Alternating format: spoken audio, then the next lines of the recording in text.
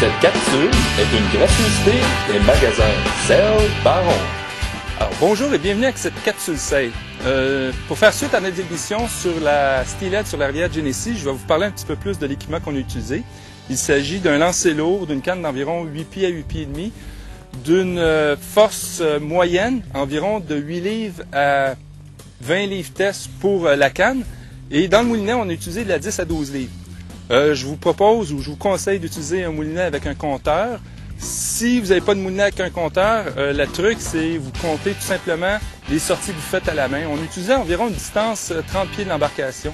On va avoir d'ailleurs plusieurs films sur l'utilisation du hot shot au cours de l'année, avec différentes situations. On va vous en revenir là-dessus. Je vais également vous parler des quelques leurres qu'on a utilisées.